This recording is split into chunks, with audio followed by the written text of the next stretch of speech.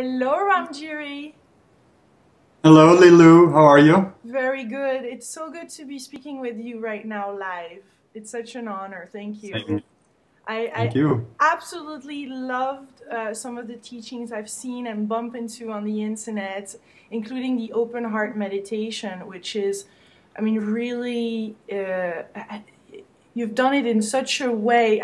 It's just transcending, and it is one of the most important, I believe, you know, conversations right now to have and connections to have. So I'm so excited to be speaking with you about the heart today. Thank You you. know, I often say so many people talking about being in the now right now, the power of now and so on. So I say, so when we're in the now, when we finally got there, then what are we going to do with it? We love, open the heart. So that's kind of the next stage I think that we'll all be heading for. The spiritual movement has focused a lot on the mind, which is of course understandable because we're a very mind-dominated culture. And I think the next stage and the real core of our being, of course, is the heart. So that's where the exploration goes, as far as I understand it. So why do you think we're going to shift from the mind to the heart? Why is it so important to live from the heart? Well, I think, we're going into the essence of who we are. And we live in time and we live in space. And you can say that coming into the now is the center point of time. Mm-hmm. And coming into the heart is the center point of space. Mm-hmm. It's the center point inside of us out of which we live, out of which we create and experience the universe. And so when we live in the heart, we're fully alive. We're fully present, not only present in terms of time, but present in terms of space. Because here we are, you and I, everyone who's listening, and we're fully engaged in the heart, then we're fully present. So we don't really need to be in the mind to know what to do or to analyze it. You're saying just follow your heart and shift your mind to your heart, shift your attention to your heart?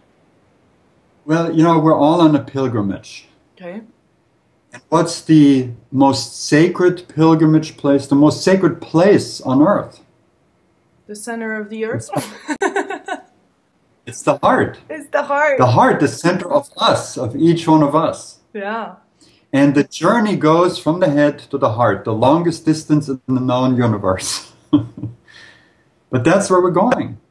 And the interesting thing is when you look at the research, for instance, that's been done about people who had near-death experiences, where they just sort of meet the ultimate in a sense, or meet the place where we're all heading. The overwhelming majority of these people say that they go through an experience, they travel through a tunnel, you've heard all that, and then they get to a place where there's absolute unconditional love, where everything's forgiven, where they're completely enveloped and embraced in this love of God.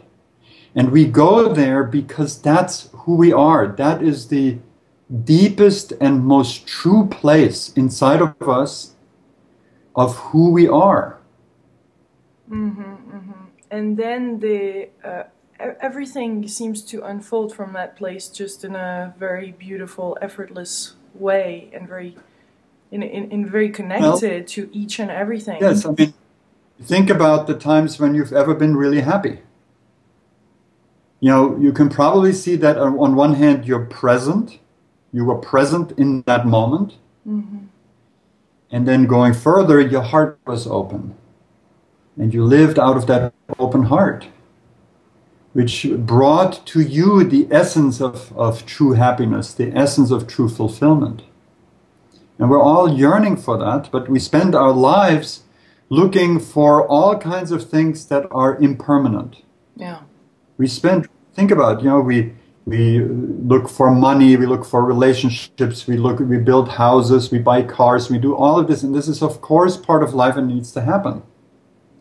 But we forget that which is permanent, because all those things we're going to lose. Even the best relationship at one point ends. But the relationship with your heart, with your very core, with the place where God is alive in you, that doesn't end. That's what you get to take with you. That is what enriches you. And in the same breath, I can say, as much love as we can give to others, that's what shapes us. That's what makes us who we are. But the trick, of course, is that we can only give what we have. So if I don't love myself, what can I give you? So we need to start there. And out of that grows compassion and loving kindness for other people.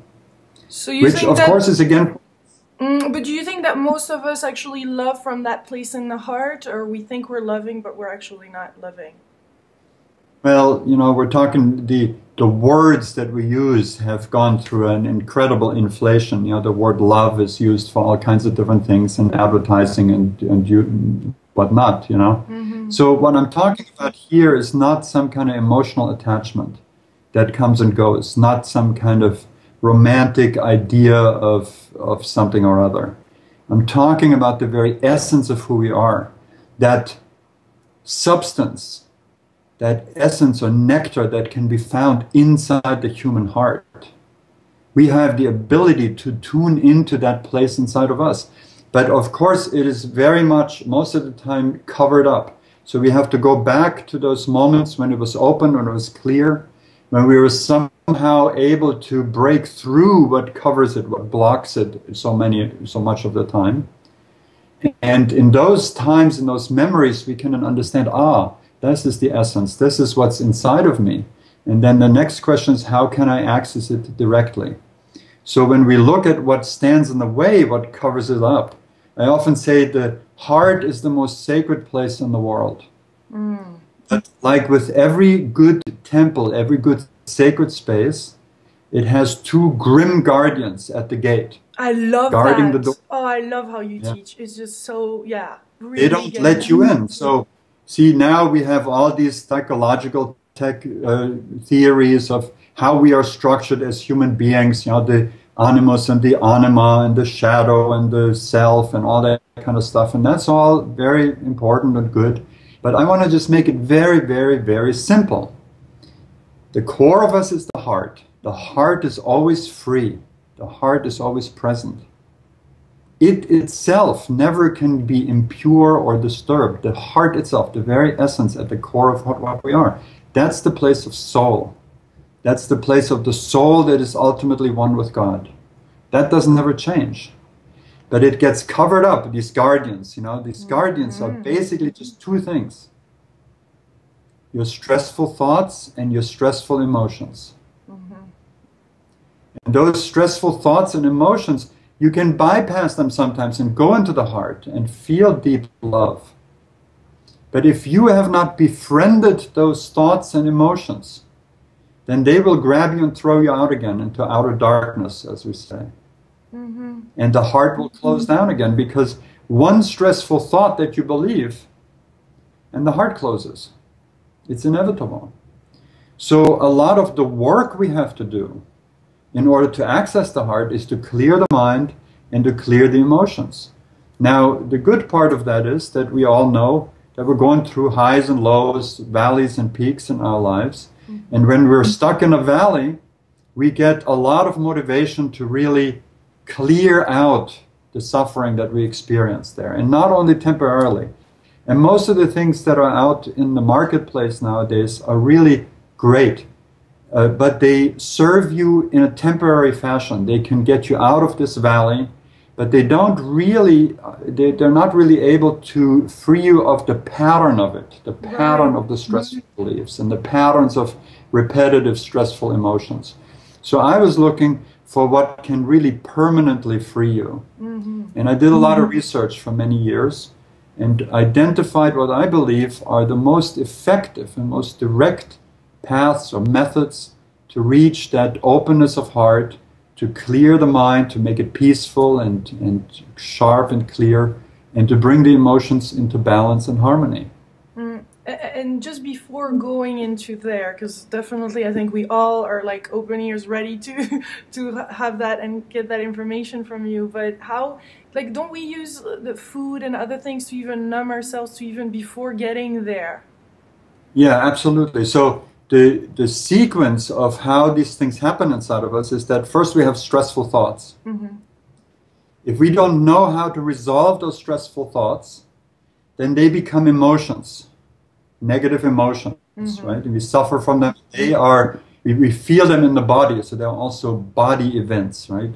The lump in the throat, the knot in the stomach, the tight shoulders, and so on, they come with the emotion. Then that emotion, if we don't know how to release that, becomes behavior. Then we head for the refrigerator. That's where all the addictions come in. We fight off the bad feeling, we try to escape from them, and so on. And none of that can work, because you're ultimately fighting yourself. You're fighting your moment, your reality. It can work for a moment. You can escape the emotion. But then the pattern stays inside of you, and sooner or later it'll come back and you suffer again. So we want to resolve those patterns. And then behavior, of course, then impacts your relationships.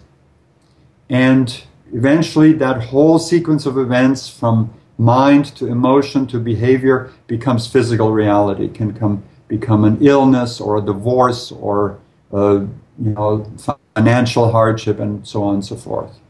So we're trying to get to the level of cause, which is in the mind, closely followed by emotion. If those are cleared, that whole sequence of events that makes us unhappy on all the levels of our being gets cleared out. Wow. And that's not the only thing to do. We also want to, look at the physical manifestation of unhappiness. What can we do to change there? We look at behavior, we change that. But I focus on the level of cause, on the very essential changes of thoughts and emotions. So is there some questions, or shall we pre-prompt that in the beginning of our day by some meditation, or how do you actually start to be in that valley, be okay in that valley? Then what do you do? It's just... But no, you don't want to be okay in that valley. You want to get out of that valley. You want to get out of the low spot and the suffering in your life. So I teach the skills for awakening, and they're basically three things, which I find to be most essential. One is to cultivate access to the heart, to nurture yourself, and to gain strength, and to gain courage to even address all this stuff. So that is where a lot of us having a hard time, because it's so hard for us to access the heart. And also, we're not educated to do it, so we forget to focus there. And when we do the meditation, I'll show you how it can actually be done very easily. Sometimes it's very covered up, and then we have to work with our thoughts, our emotions. And there are two particular skills that I love because they're so effective. For the mind, for our thoughts, it's the work of Byron Katie. It's a simple method of investigating the mind that can set you free. Very simple. It can be taught to children. But it's extremely effective and very fast.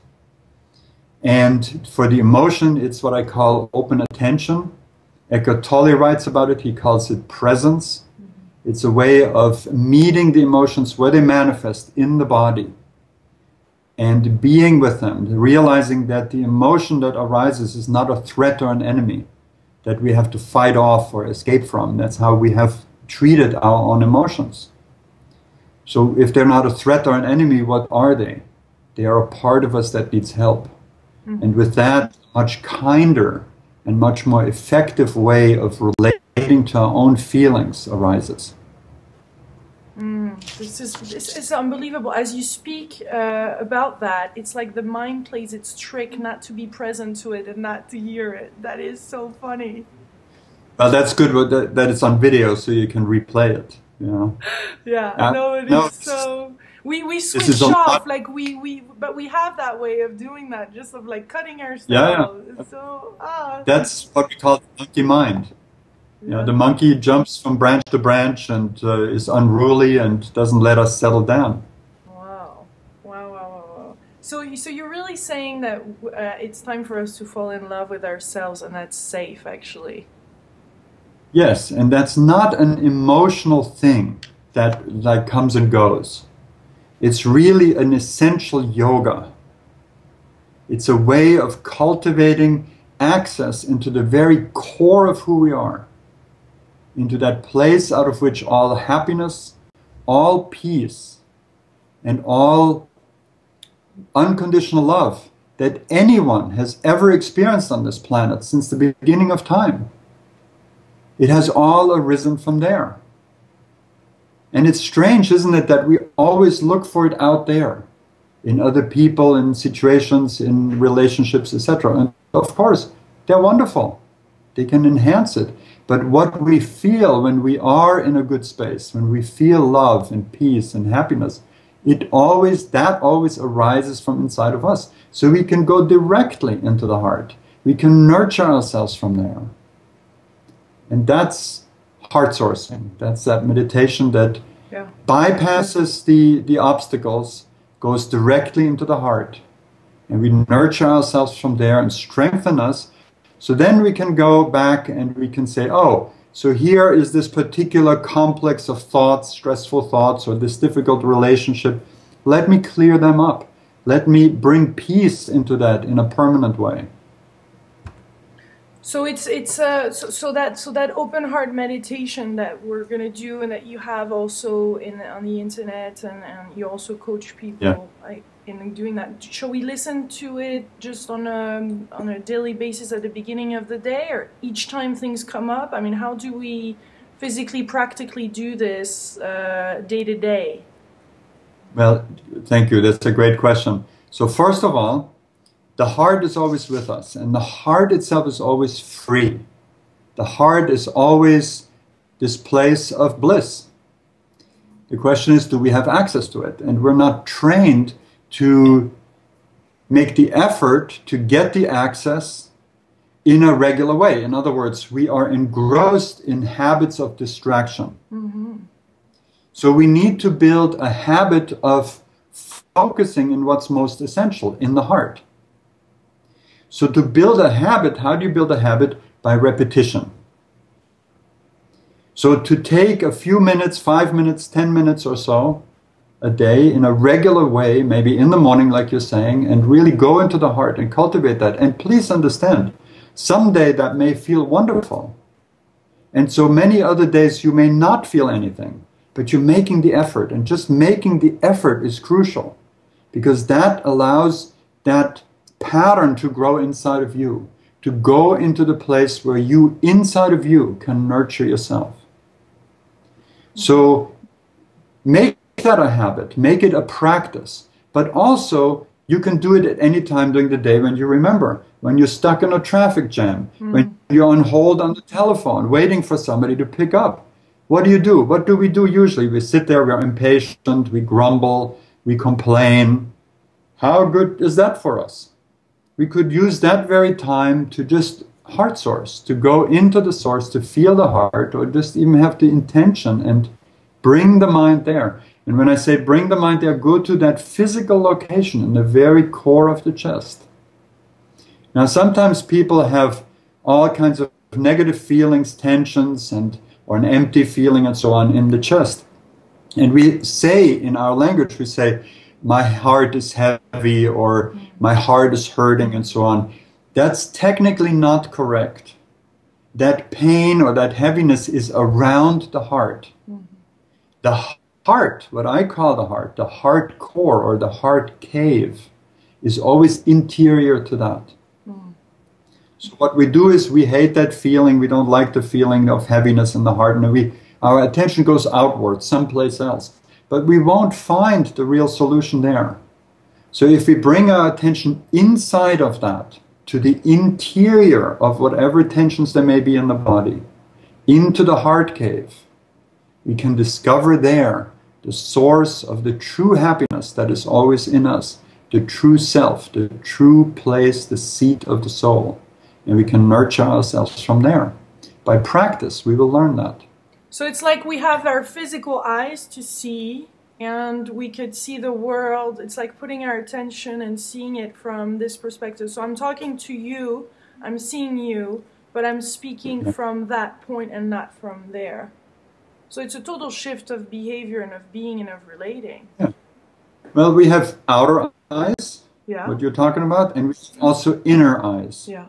So you can mentally bring your mind's attention into that imaginary point in the very center of the chest, Yeah. and just explore what is there. Explore, open up. What does it feel like there in that heart cave? And we're, of course, not talking about the physical heart here so much. We're talking about the spiritual heart, Right.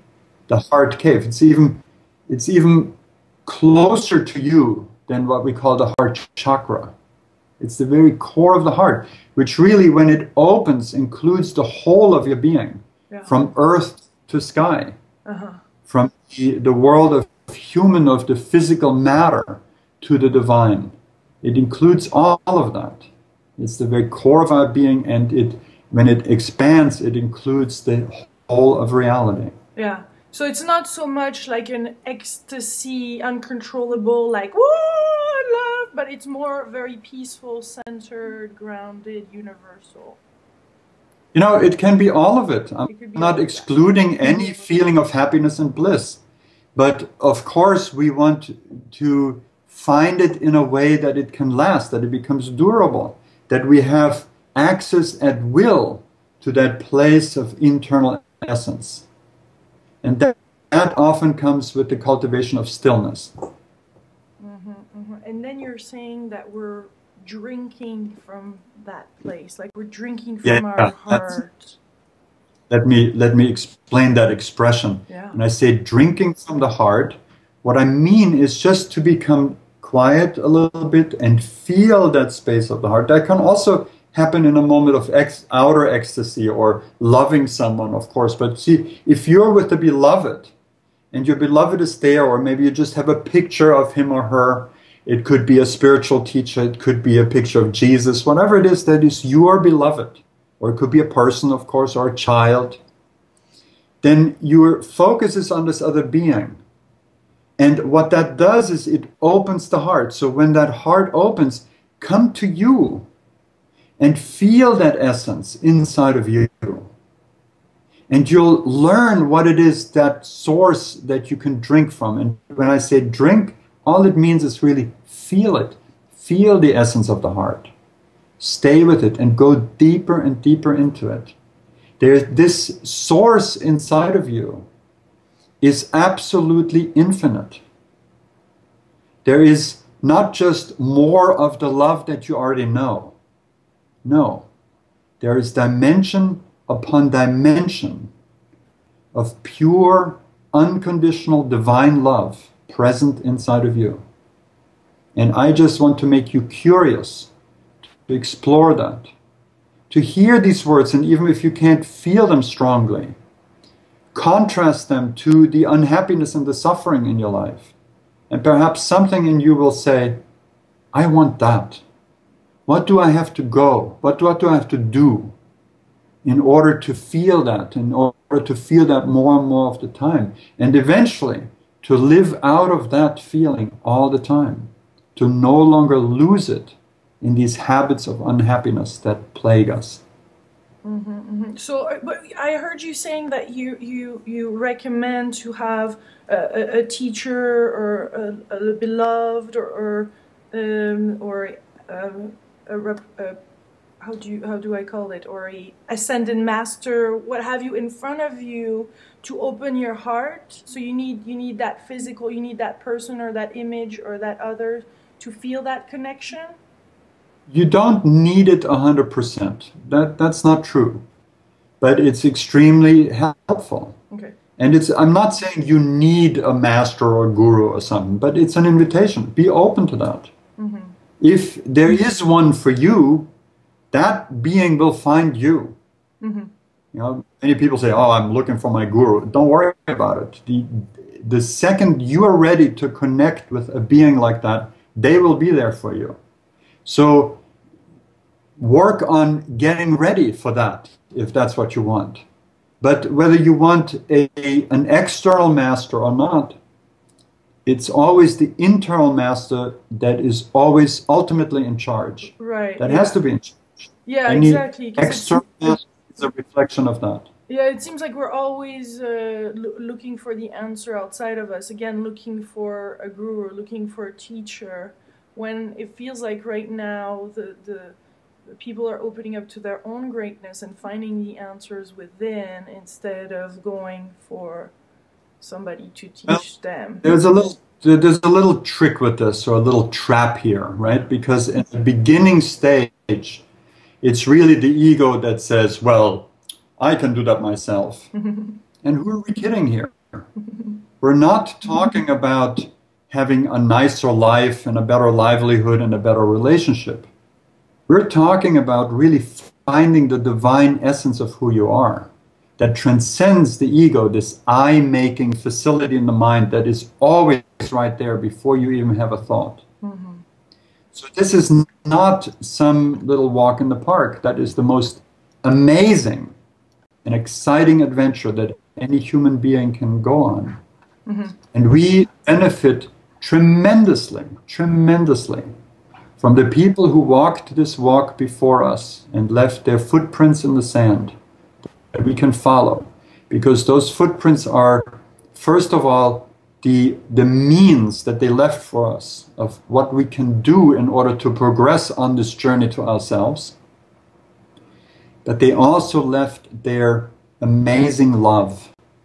This love that does not die when their body dies, because they have become one with the universal soul, with that undescribable essence of consciousness that creates everything that we can see, that we can feel and touch. There is the fear. There's the fears that come up for people, especially in Europe or wherever, about that, like losing that control. Absolutely. Yeah.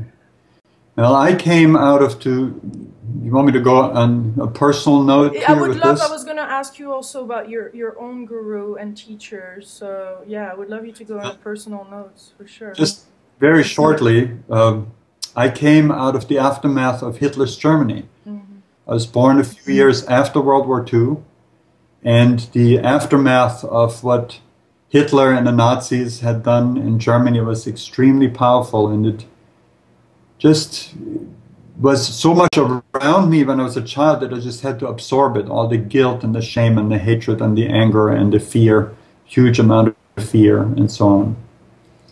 And for me, Hitler and what he stands for, what he stood for, was always sort of the essence of the devil of what can be bad.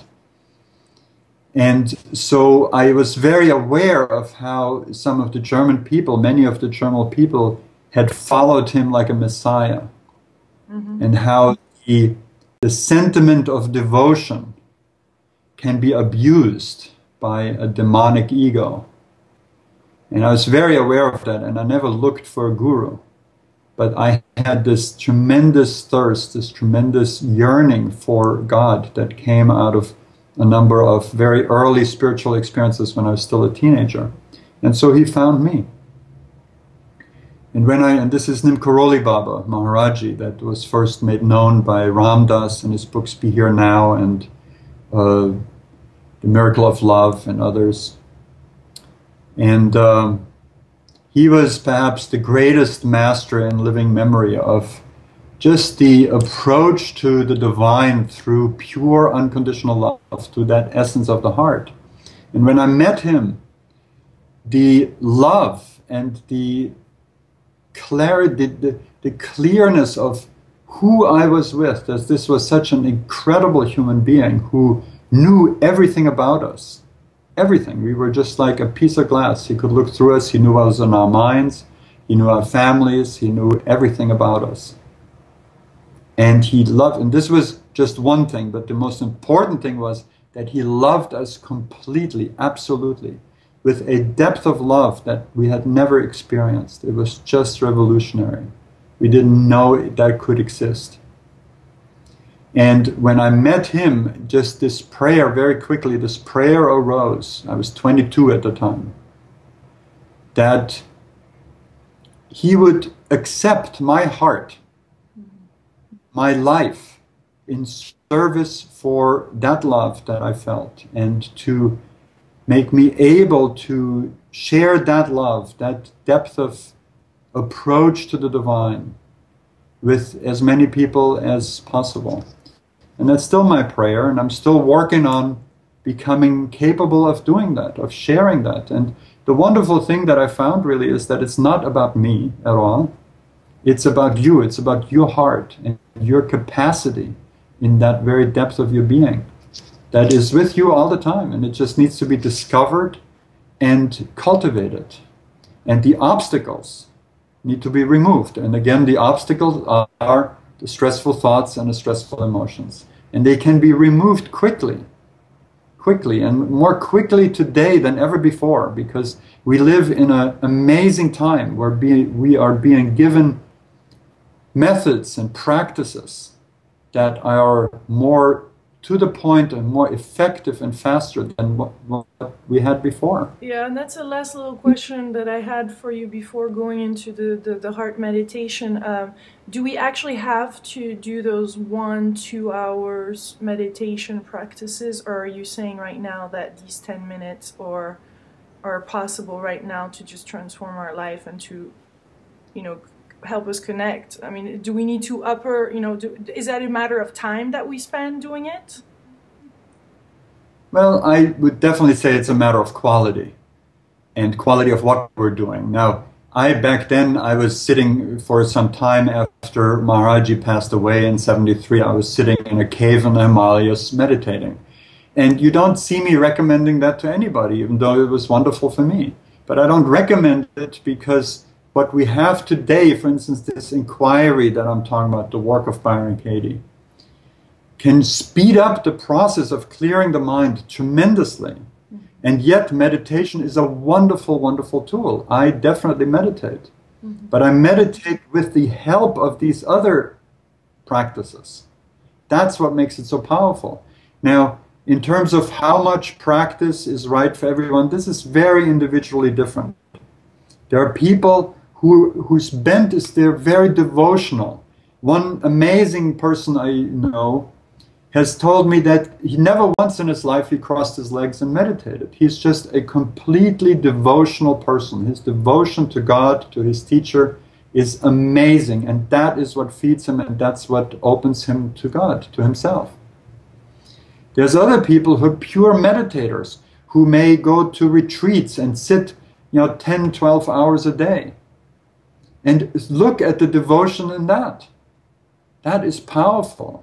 But for most of us, it's somewhere in between. We have these two big streams or energies that move us toward ourselves, which is devotion and stillness, the cultivation of stillness in the mind.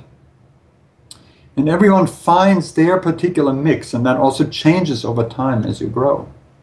So I found it, from my personal experience, extremely, extremely helpful to have teachers and guides, spiritual friends, can be there for me and show me what I cannot see yet, because they've already been around the next bend in the road.